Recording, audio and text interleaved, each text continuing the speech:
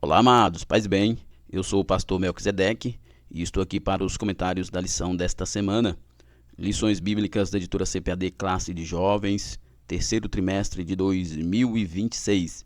Nesse trimestre, nós estamos estudando sobre o livro de Juízes e a lição de hoje é a lição de número 8, com o tema Jefté, de rejeitado a libertador. Iremos estudar sobre essa belíssima história, mas também uma história muito triste pelo seu voto precipitado, que nos edifica grandemente, nos ensina muita coisa sobre a nossa conduta, o momento de tomarmos as nossas decisões. Jefté, de rejeitado a libertador. Eu quero compartilhar com os irmãos aqui do EBD em Foco o privilégio de hoje, como eu citei, não mais presbítero Melquisedeque, mas pastor Melquisedeque, porque eu tive a honra de ser ordenado pastor pela minha igreja. E então eu quero louvar a Deus por esse privilégio e em muito o EBD em Foco e todos os irmãos que nos ouvem aqui faz parte desse ministério, dessa bênção. Louvo a Deus pela vida de todos vocês que nos ouvem aqui e nos dá essa audiência. Faz parte do meu crescimento espiritual, faz parte do meu ministério estar aqui com vocês no EBD em Foco. Deus abençoe a todos. Lembrando que você pode ser um assinante do EBD em Foco. Sendo um assinante do EBD em Foco, você tem slides da revista CPAD 100% baseado na revista, com imagens de qualidade prontos para serem usados. Isso mesmo. E mais, os slides produzidos pelo EBD em Foco são editáveis.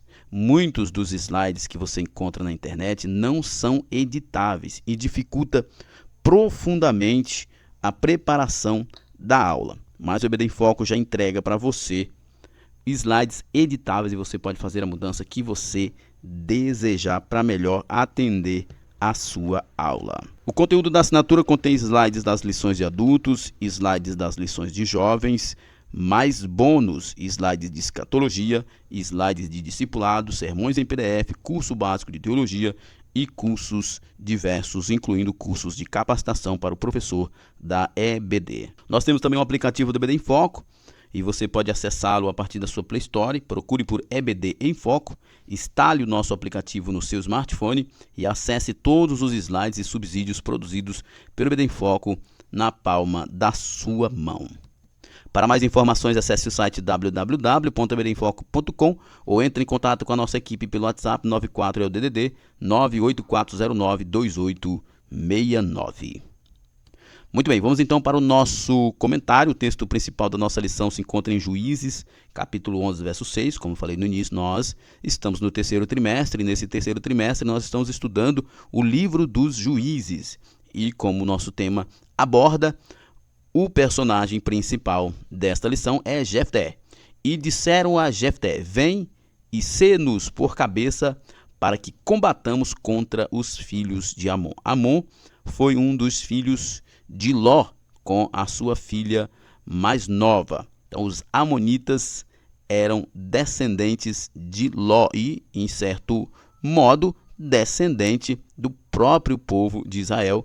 Haja vista, Ló era também parente próximo de Abraão. Resumo da lição nos diz: em tudo o que fazemos é preciso ter fé e coragem, mas também atitudes sábias e prudentes, fazendo uma referência a todo o contexto da história de Jefté, que foi um homem de fé, de coragem, de atitudes, um homem humilde, entretanto foi precipitado.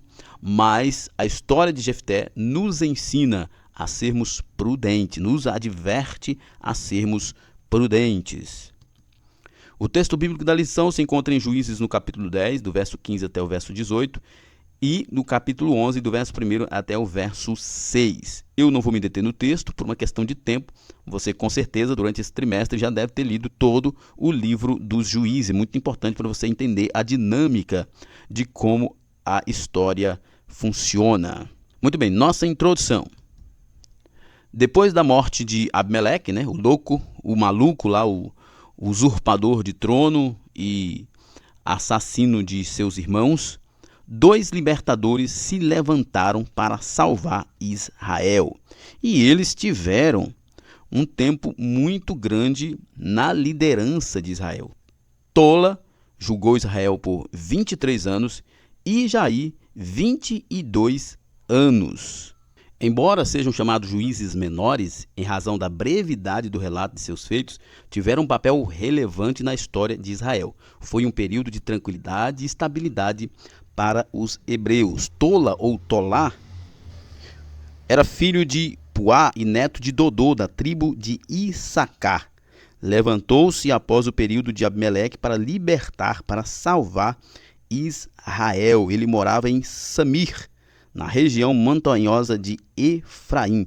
Ele julgou Israel por 23 anos. Nós não sabemos muito sobre estes dois juízes, né? Especialmente aqui sobre o Tola ou Tolá, porque os relatos bíblicos são muito pequenos, mas o que nós percebemos é que o período em que eles lideraram Israel foi muito longo. Tola ou Tolá, como você preferir, 23 anos. E Jair, 22 anos. Jair era de Gileade, na região leste do Rio Jordão. E ele sucedeu a Tola e julgou Israel durante 22 anos. Tinha 30 filhos que montavam em 30 jumentos e controlavam 30 cidades em Gileade. Era um líder renomado e poderoso, né, conhecidos como Havot Jair ou cidades de Jair.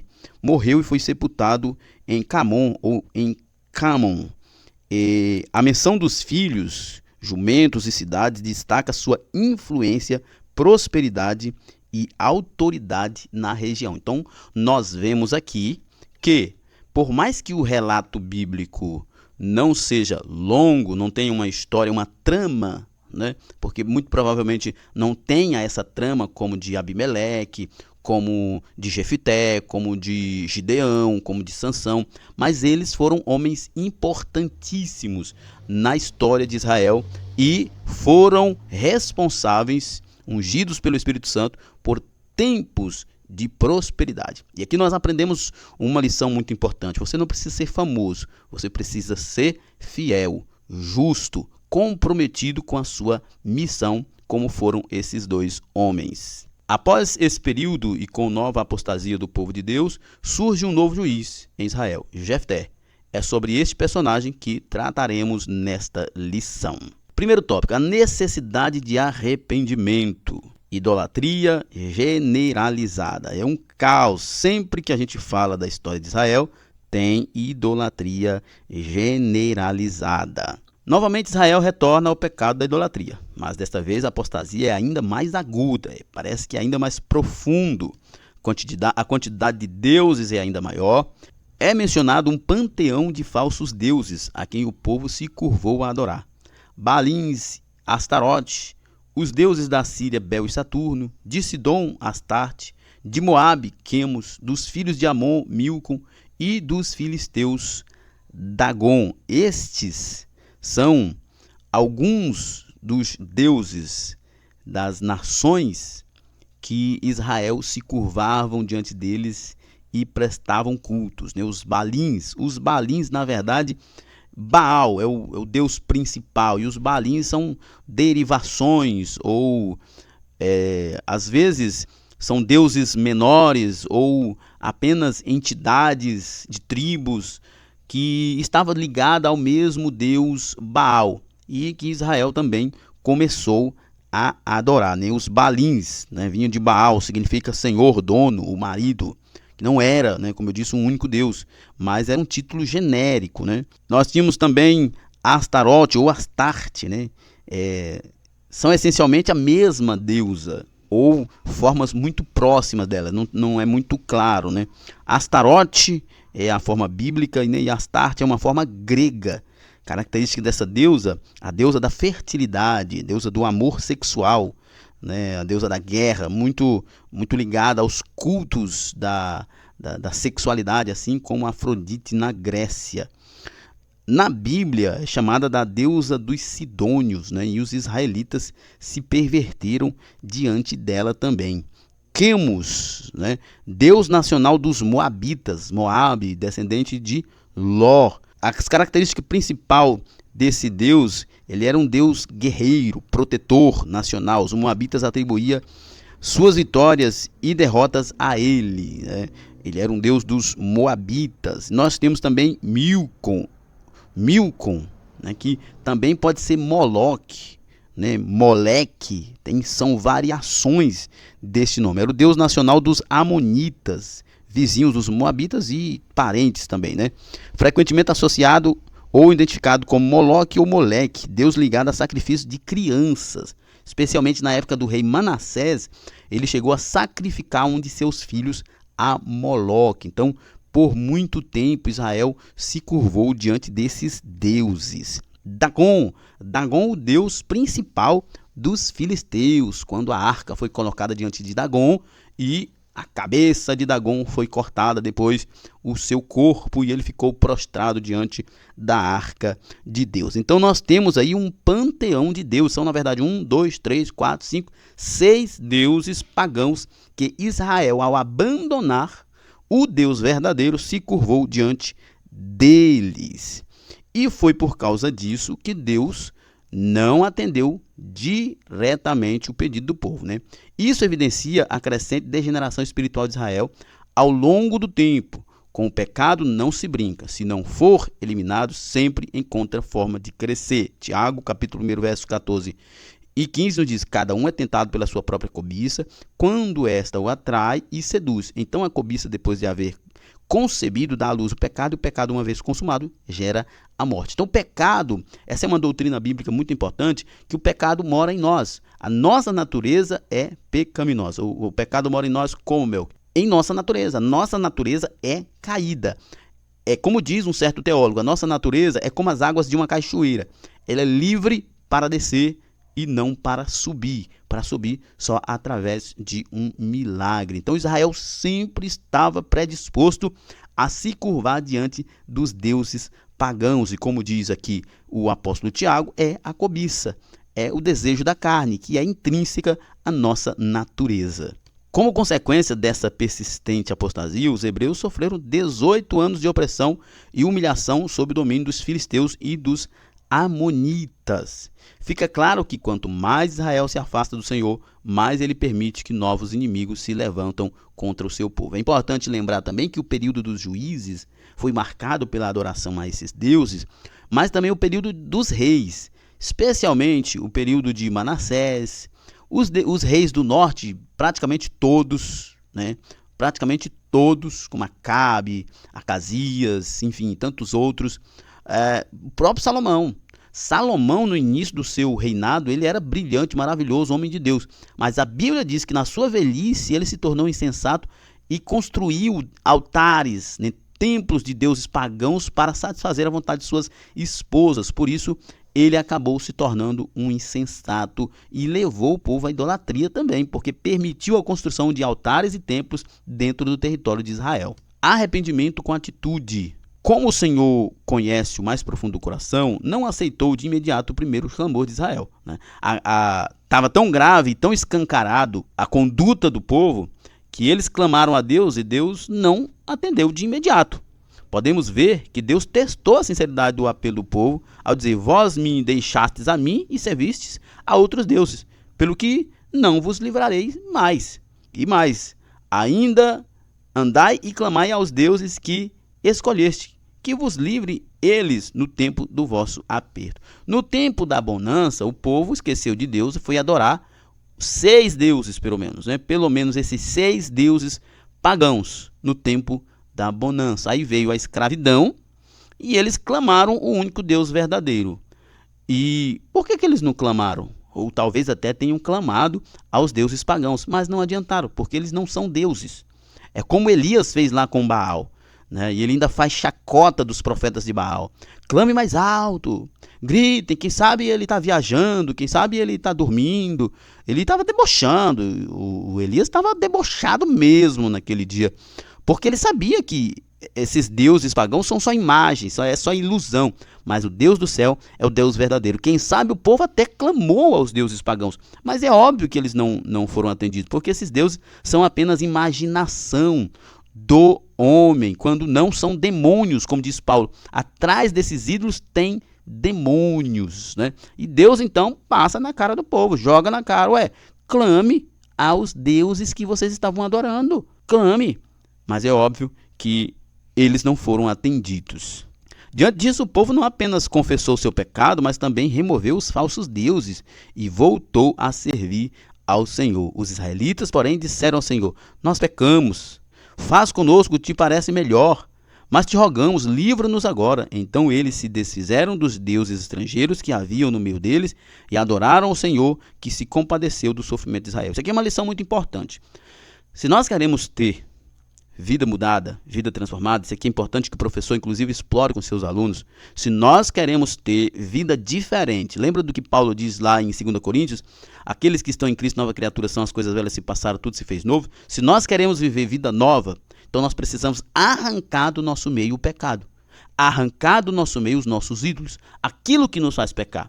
Foi o que aconteceu com o povo. Deus então ordena que o povo se arrependa. E como expressão de arrependimento, o que eles tinham que fazer? Eles tinham que remover do seu meio aquilo que lhes fazia pecar. A prova do arrependimento vem por meio de atitudes. Não basta confessar o pecado e continuar na sua prática. Aquele que confessa e deixa é que alcança a misericórdia. O falso evangelho fala de perdão, mas não de abandonar a iniquidade. Mas o evangelho de Cristo exige mudança radical. Esse texto aqui é sensacional. O professor precisa explorar isso aqui com seus alunos. O falso evangelho fala de amor, fala de perdão, mas não fala de arrependimento. Não fala de abandonar a iniquidade. É o amor que qualquer expressão de amor é válida. O amor entre dois homens é válido porque é amor. O amor entre duas mulheres é válido porque é amor. Todo tipo de amor é válido porque é amor. Não, isso é mentira de Satanás. Nós temos um padrão bíblico para o amor, nós temos um padrão bíblico para a verdade, para o que é verdade, nós temos um padrão bíblico para o que é justiça, nós temos um padrão bíblico para tudo aquilo que nós precisamos. O falso evangelho fala da virtude, mas não fala do padrão exigido por Deus. E o padrão exigido por Deus é que nós nos arrependamos e abandonemos o que estamos fazendo de errado. A crise de liderança. Os amonitas, os descendentes de Amon, parentes de Ló, descendentes de Ló. Os amonitas se prepararam para invadir e subjugar Israel, acampando na região de Gileade, território situado a leste do rio Jordão. Enquanto isso, Israel armou seu acampamento em Mispa ou Mispá. Os líderes do povo de Gileade disseram uns aos outros: quem iniciará o ataque contra os amonitas será chefe dos que vivem em Gileade. Olha só, que proposta. Eu acho interessante essa proposta, né? O povo está vivendo num isolamento terrível. Capítulo 16, verso 5, se eu não estou enganado, vocês conferem aí, capítulo 16 ou 17, onde o texto diz que naquela época, cada um fazia o que bem queria. Isso é uma expressão, essa aqui, os líderes do povo de Gileade disseram uns aos outros: quem iniciar o ataque contra os amonitas será chefe dos que vivem em Gileade. Ou seja, não tinham um líder com testosterona suficiente para vencer uma guerra. Tinha líderes religiosos, mas líderes tribais, fracos, preguiçosos, e líderes religiosos que não eram preparados para a batalha.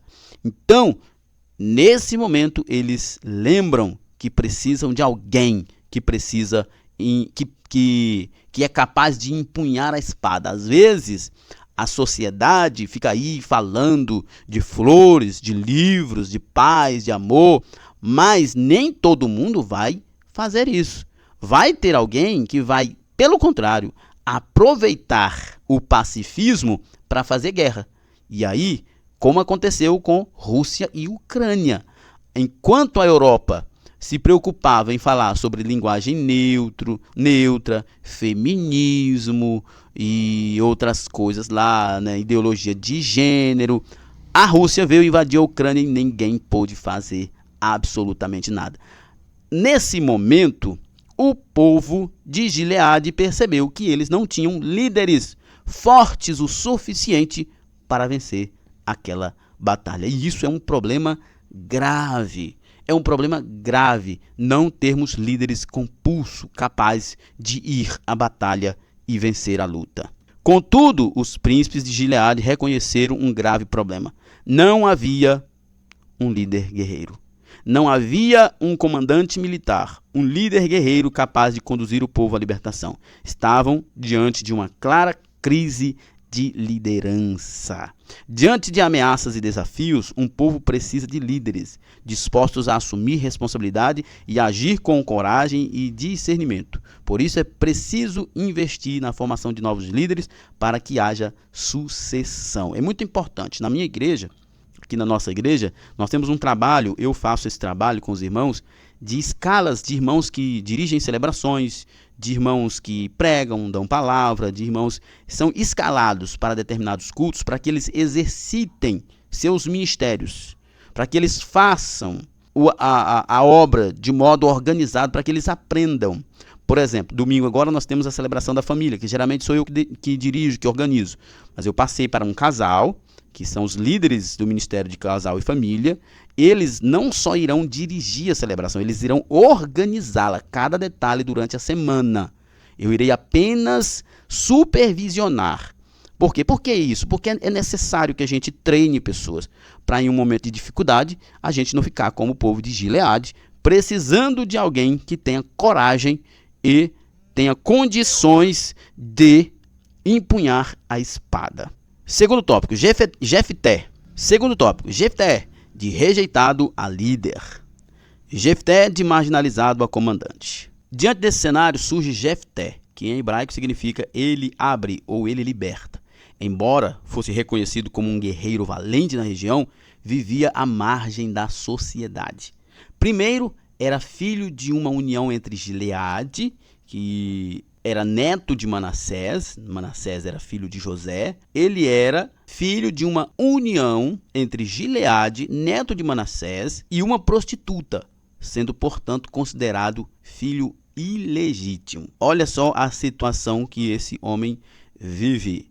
De renegado, de rejeitado, de considerado bastardo, para grande herói. Segundo, foi rejeitado por seus irmãos, seus meios-irmãos, e deserdado pela família, ficando sem direito à herança. Olha só, Juízes 11:2 diz assim: também a mulher de Gileade lhe deu filhos, e sendo os filhos desta mulher já grandes, repeliram a Jefté e disseram: não herdarás em casa de nosso pai, porque és filho de outra mulher.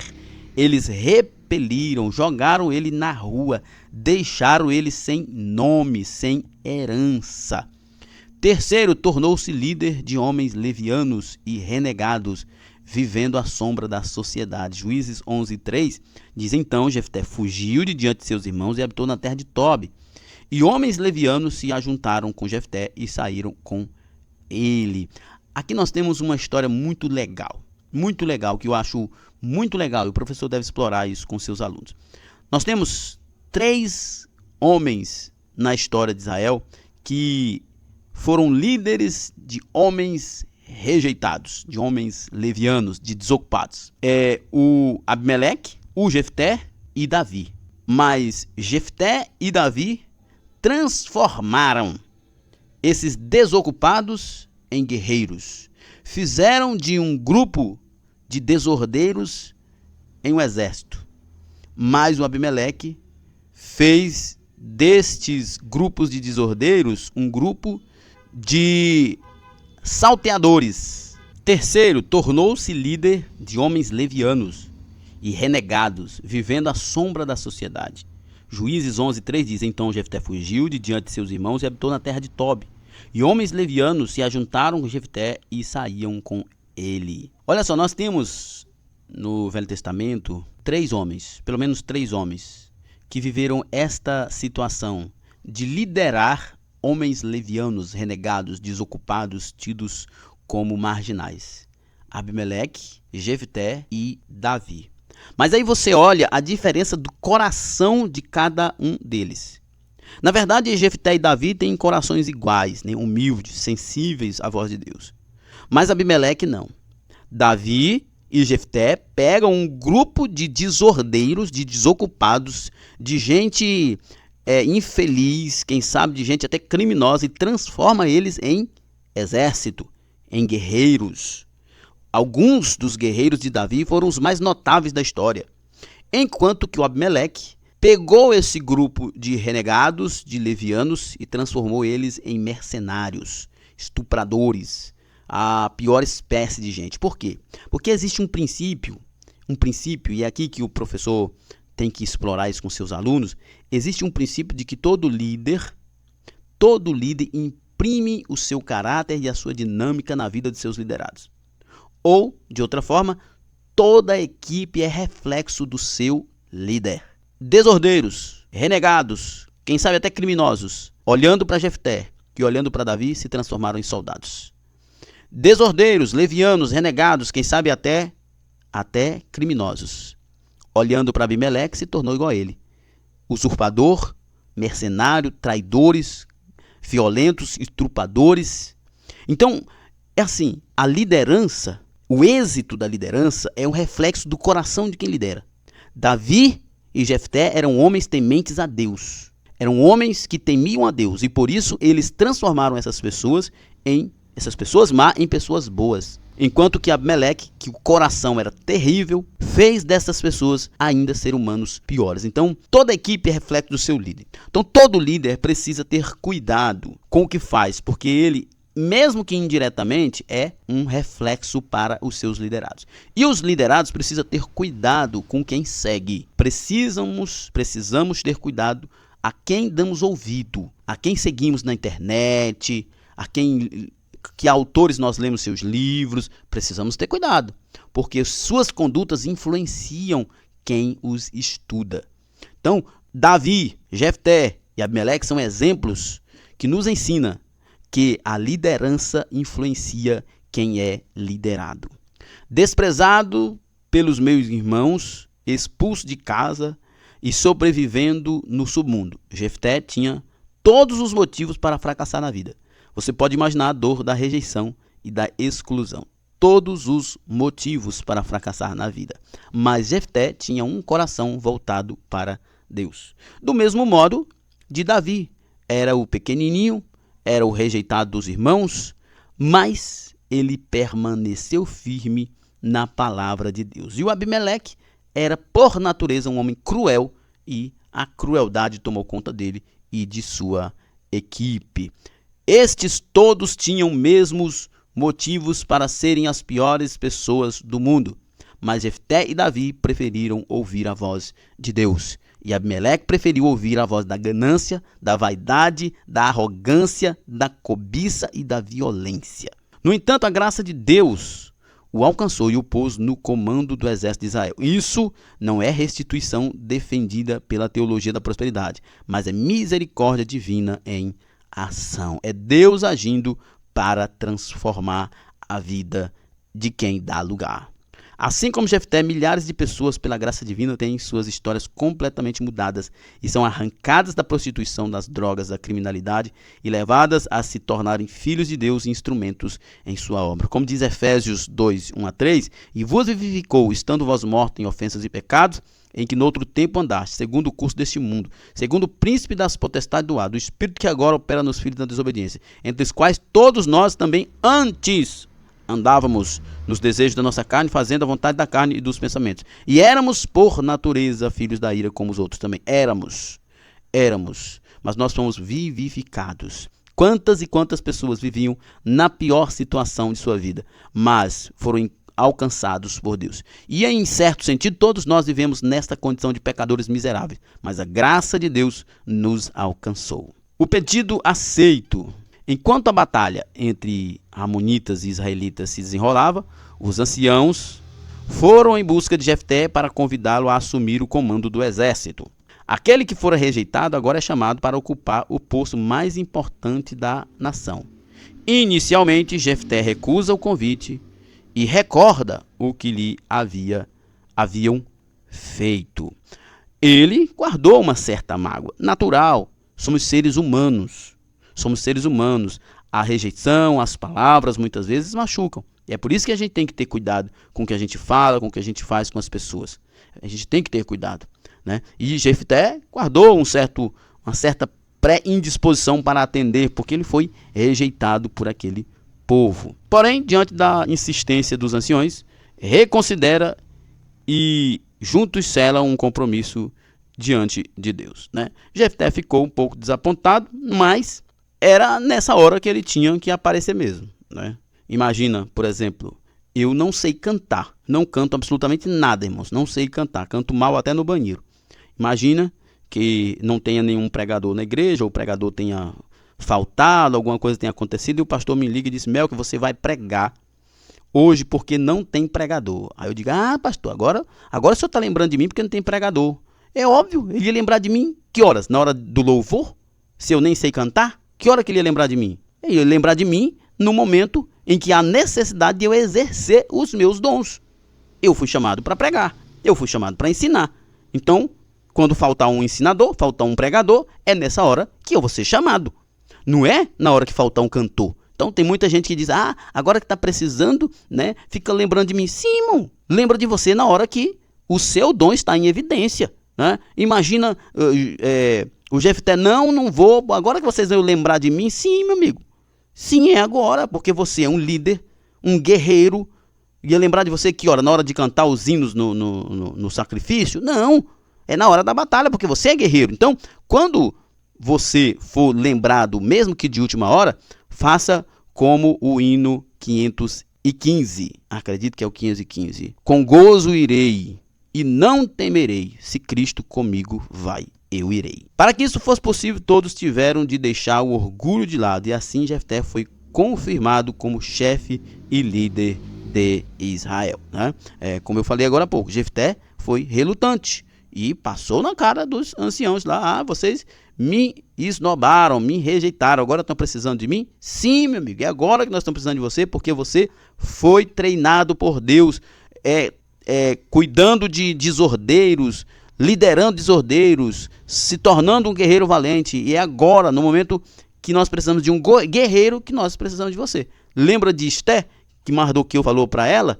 Olha, não pense, melhor, mais ou menos assim: faça alguma coisa para salvar o seu povo, né? Faça alguma coisa para salvar o seu povo, porque se você não fizer, livramento virá de outro lugar, mas virá. E não pense você que se você não fizer nada, você ficará escape aí no seu palácio. Quem sabe não foi para essa hora que você foi escolhida para estar aí. Quem sabe, irmãos? Se você está aí, se você prega, então foi para a hora que não tiver um pregador que você foi escolhido. Se você canta, se você rege, se você sola, se você fica na porta, foi para esse momento.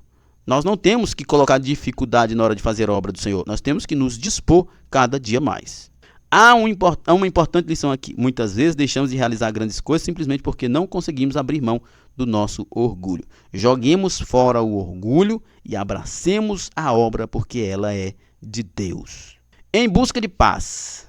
Antes da batalha, Jefté procurou resolver o conflito pacificamente, enviando mensageiros ao rei amonita. Este, porém, recusou, alegando que Israel havia tomado ilegalmente suas terras na época do Êxodo. Olha quanto tempo que faltava.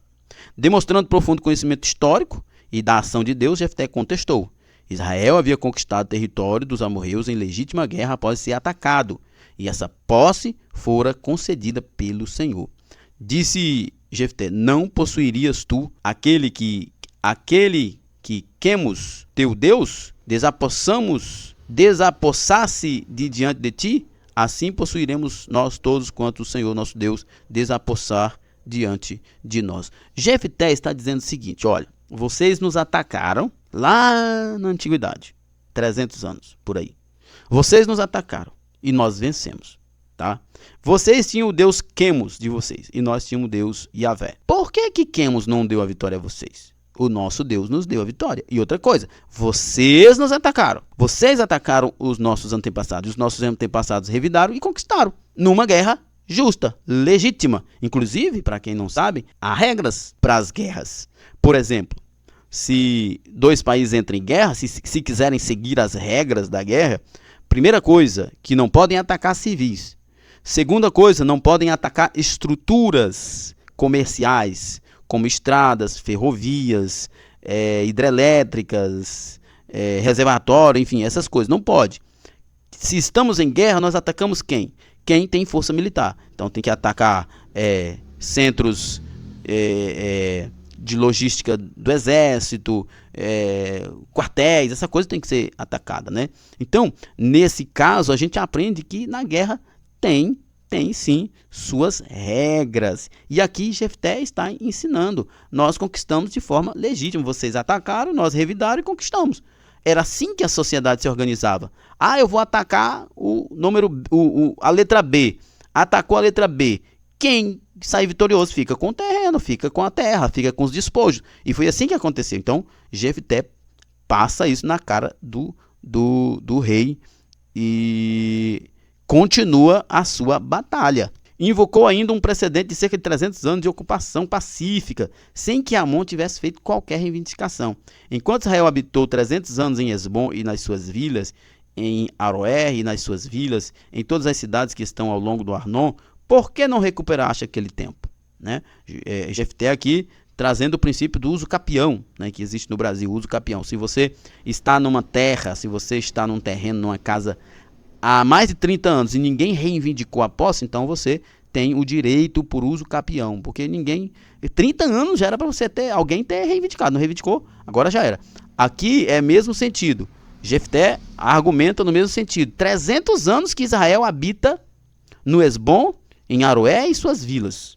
300 anos que Israel habita as margens do Arnon. E vocês não fizeram nada, vocês querem fazer agora porque é conveniente? Não, de jeito nenhum. Então, nós aprendemos aqui também que a gente não deve agir por conveniência, mas por legitimidade, por direito. Assim concluiu que o rei amonita não tinha direito sobre a terra e buscava guerra sem motivo. Apesar dessa tentativa, o rei amonita não deu ouvidos às palavras de Jefté. Terceiro tópico, um voto imprudente e uma grande vitória. Até aqui a história de Jefté é uma história brilhante, digna de um filme. Mas agora, o seu voto precipitado. O voto imprudente. Assim como outros juízes, Jefté foi capacitado pelo Espírito do Senhor para o combate. Chegando próximo ao acampamento dos amonitas, nessa ocasião fez um voto imprudente e impossível a Deus. Foi capacitado pelo Espírito Santo. Aqui nós temos um ponto importante. Parece que Jefté não estava convicto da capacitação do Espírito Santo sobre ele. E ele achou necessário fazer um voto extravagante. Olha, parece que Jefté não levava muito a sério que ele havia sido capacitado pelo Espírito Santo. E achou que seria necessário fazer um voto extravagante. Ele, então, faz um voto precipitado. Apesar de ser um homem cheio do Espírito Santo, que todos os juízes capacitados por Deus foram cheios do Espírito Santo, o texto diz, né, então o Espírito do Senhor veio sobre Jefté. O Espírito do Senhor veio sobre ele. Mas mesmo assim, ele achou que era necessário fazer um voto extravagante. Parece que ele não estava acreditando na unção de Deus sobre a vida dele. Muitas vezes nós fazemos isso, irmão. Deus nos abençoa, Deus nos capacita e a gente quer fazer além daquilo que Deus já nos capacitou. Fazer as extravagâncias, né? Quem prega, quem canta. Irmãos, é preciso ficar com aquilo que o Espírito nos deu. Porque assim a vitória é completa e não há prejuízo. Olha a precipitação de Jefté. Promete que se o Senhor entregasse em suas mãos os filhos de Amon, aquilo que saindo da porta da minha casa me sair ao encontro, voltando eu dos filhos de Amon, em paz, isso será do Senhor e eu oferecerei em holocausto. Como veremos, a vitória terá um gosto amargo e muito amargo. O que o Jefté faz? Ele está lá, cheio do Espírito Santo, ele está na guerra e ele decide então fazer um voto maluco. Olha, é um voto muito maluco, gente, pelo amor de Deus. Quem é que faz esse tipo de voto? Quem é que faz um voto desse? Olha o voto. Quando eu voltar dessa batalha vitorioso, a primeira pessoa não, né? Que ele acho que não pensava nisso. Ele não pensava assim. A primeira coisa que me sair, aquilo que saindo da porta da minha casa me sair ao encontro, voltando eu dos filhos de Amon em paz, isso darei em holocausto. Olha que maluquice. Quem é que faz um tipo de voto desse? Estou na guerra. Se eu ganhar a guerra, quando eu voltar, aquilo que sair da porta ao meu encontro, eu vou oferecer sacrifício em holocausto a Deus. Eu não sei se tinha cachorro naquela época, né? Acho que talvez tinha, né? Cães. Vai que sai o cachorro, vai que sai o gato, sei lá.